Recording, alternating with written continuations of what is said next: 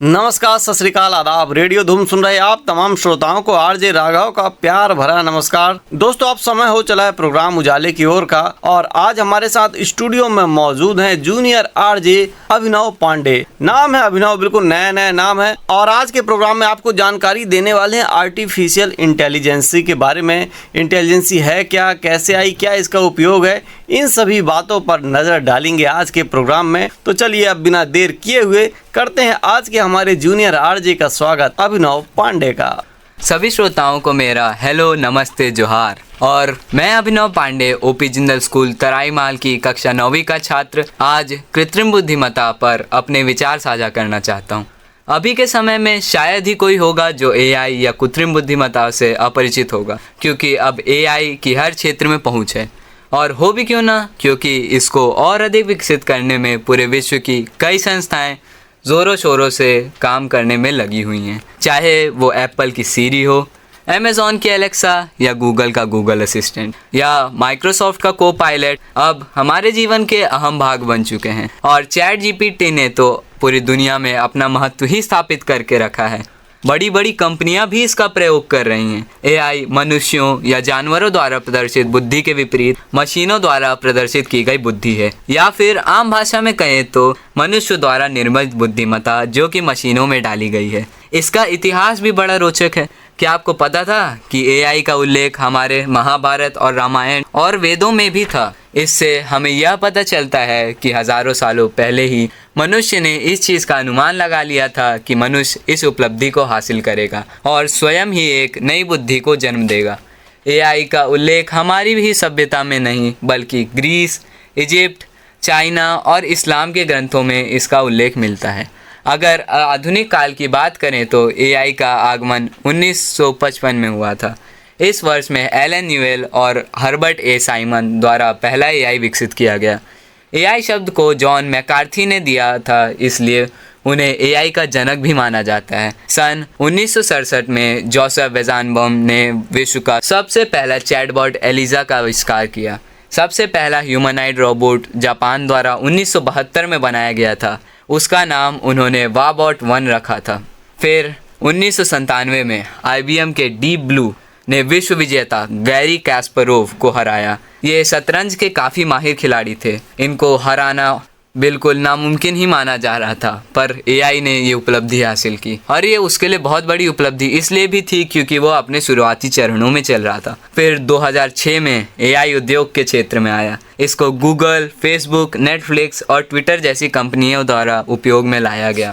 उनने अपने उपयोगकर्ताओं की रुचि के हिसाब से अलग अलग सुझाव देने के लिए उसका प्रयोग किया। इससे उनके उपयोगकर्ताओं को सहूलियत मिली, जिससे उन सभी कंपनियों के उपभोक्ता बढ़े, जो कि उनके लिए बहुत अच्छा था। उससे एआई के प्रयोग को बढ़ावा मिला और अन्य कंपनियां भी एआई का प्रयोग करने लगी। फिर आया चैट जीपीटी 2022 में। इसको ओपन एआई नामक कंपनी ने पाइथन कंप्यूटर लैंग्वेज में लिखा था।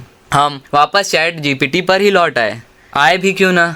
इसने पूरी दुनिया में अपना नाम बना लिया है। जहाँ भी जाओ वहाँ इसका नाम है। यह बस अभी अपने शुरुआती चरणों में है और आगे भी विकसित हो सकता है। इस एआई ने बड़ी बड़ी कंपनियों में अपना नाम बना लिया है। माइक्रोसॉफ्ट भी आजकल इसका इस्तेमाल कर रही है अपने उपयोगकर्ताओं की ज़रूरतें जानने के लिए। पूर्ण कृत्रिम बुद्धिमत्ता मानव जाति के अंत का कारण और लगातार बढ़ती दर से खुद को फिर से डिज़ाइन करने के कारण मनुष्य का अंत करेगा। मनुष्य जो धीमे जैविक विकास पर सीमित है, प्रतिस्पर्धा नहीं कर पाएगा और उनका स्थान ले लिया जाएगा। ये शब्द महान वैज्ञानिक स्टीफन हॉकिंग द्वारा कहे गए थे, जो कि एक हद तक सही भी लगते हैं, क्योंकि एआई के अलग और कोई भी नहीं है जो पृथ्वी पर मनुष्य की बुद्धि का सामना कर पाए। और जिस गति से एआई विकसित हो रहा है, उससे लगता है मनुष्य को पिछाड़ने में एआई को ज़्यादा समय नहीं लगेगा। पर जनाब, हम भी मनुष्य हैं। क्या हम खतरे को देखकर ऐसे ही थोड़ा बैठे रहेंगे? यही तो कारण है कि हम मनुष्यों ने अभी तक पृथ्वी पर अपना वर्चस्व जमा रखा है। हम आने वालों खतरों की जानकारी पहले ही लेकर उसका समाधान निकाल लेते हैं। आखिर एआई को हम ही ने तो बनाया है, उस पर नियंत्रण रखने का काम भी हमारा है। इसलिए संयुक्त राष्ट्र संगठन या यूनाइटेड नेशन ने एआई पर नियंत्रण के लिए नियम जारी किए हैं। कुछ लोग कहते हैं कि एआई बेरोजगारी लाएगा, दूसरे लोगों का काम वह खुद ही करेगा। शायद ये बात सच है, क्योंकि शुरुआत में कुछ नौकरियों का नुकसान हो सकता है, पर आने वाले समय में एआई कई नई नौकरियों के अवसर प्रदान करेगा। ऐसा मेरा नहीं, वर्ल्ड इकोनॉमिक फोरम जो कि एक विश्वसनीय सूत्र है जानकारी का, उसका कहना है। उनका कहना है 2025 तक एआई के कारण जितनी नौकरियां जाएंगी उससे कहीं ज़्यादा नए अवसर प्रदान करेगी। और कुछ कहते हैं जो एआई के साथ नहीं पढ़ पाएंगे उनका क्या होगा। उनको मैं यही कहना चाहूँगा कि प्रकृति का नियम है परिवर्तन, जो इसके साथ नहीं चल पाता है वह पीछे छूट जाता है और असफलता के अंधेरे में डूब जाता है। जब मशीनें नई नई आई थी तब भी लोगों का यही कहना था कि बेरोजगारी आएगी और लोगों का क्या होगा, पर आगे चल के वही अब मशीनीकरण की सराहना कर रहे हैं क्योंकि उससे कई नए अवसर मिले, जैसे इंजीनियर बनना, टेक्नीशियन बनना। कुछ लोग के एआई के सकारात्मक विचार हैं, कुछ के नकारात्मक।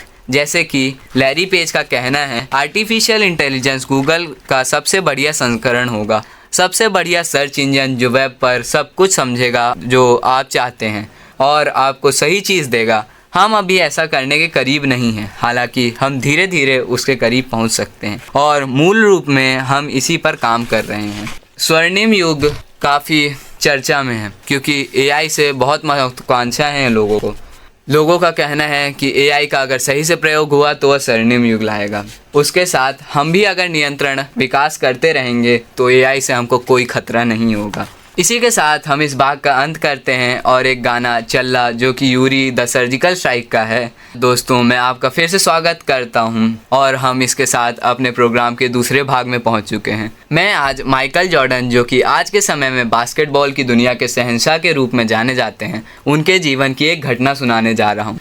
माइकल जॉर्डन का जन्म 1963 में बर्लिन की झुग्गी झोपड़ियों में हुआ था। उनका बचपन गरीबी और भेदभावपूर्ण वातावरण में गुजरा।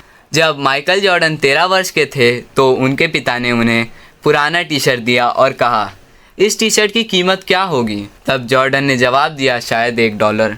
फिर उनके पिता ने कहा, क्या तुम इसे $2 में बेच सकते हो? यदि तुम ऐसा कर पाए तो मैं समझूंगा कि तुमने मम्मी पापा की कुछ मदद कर दी। अगले दिन जॉर्डन ने टी शर्ट को धोया और सुखा दिया। अगले दिन वे कड़ी धूप में गए और उस टी शर्ट को $2 में बेच दिया। फिर उनके पिता ने कहा, क्या तुम इसे $20 में बेच सकते हो? जॉर्डन चौंक गए, फिर भी उन्होंने कहा कि मैं प्रयास करूंगा। फिर उनके दिमाग में एक सुझाव आया। उन्होंने अपने भाई से टी शर्ट पर मिकी माउस और डोनाल्ड डक की चित्र बनवा ली। फिर उन्होंने उसे अमीर बच्चों के स्कूल में बेचने की कोशिश की। एक नौकर जो अपने मालिक के बच्चे को लेने आया था, उसने वह कपड़ा $20 में खरीद लिया और उन्हें बाद में $5 की टिप भी दी। उन्होंने उस दिन $25 कमाए, जो कि उनके लिए काफ़ी बड़ी रकम थी क्योंकि उनके पिता की महीने के वेतन उसी के बराबर था। फिर उनके पिता के पास वे गए और उन्होंने दिखाया। वे भी बहुत खुश हुए। फिर उन्होंने पूछा कि क्या तुम इसे $200 में बेच सकते हो? जॉर्डन अचंभा में पड़ गए। फिर भी उन्होंने सर हिलाया और कपड़े को ले लिया। फिर वो सोचने लगे कि अब क्या किया जाए। कुछ दिन बाद फराह फॉसेट नामक एक एक्ट्रेस जो कि चार्लीज एंजल्स में अपना काम कर चुकी थी, वह पास के क्षेत्र में आने वाली थी। उन्होंने सोचा कि उनका हस्ताक्षर लेके उसे बेच दिया जाए। फिर वे सिक्योरिटी से बचकर उनका हस्ताक्षर ले लिए और उस टी शर्ट को नीलामी में बेचने का प्रयास किया और वो कपड़ा $1200 में बिका। जब उन्होंने अपने पिताजी को ये बात बताई, वे भावुक हो गए। माइकल जॉर्डन का कहना है कि ऐसा ज़रूरी नहीं है कि हमेशा परिस्थितियाँ अनुकूल हों, हमें अपना 100% देना चाहिए। जो भी कठिनाइयाँ आती हैं उसका कोई ना कोई हल ज़रूर होता है। धन्यवाद। और इसी के साथ हम अपने एपिसोड के अंत में पहुंच चुके हैं। आप सुन रहे थे रेडियो धूम 89.6। मैं आशा करता हूं कि हम फिर मिलेंगे एक नए विषय और कहानी के साथ। तो अब मुझे यानी जूनियर आरजे अभिनव पांडे को दे अनुमति। नमस्कार।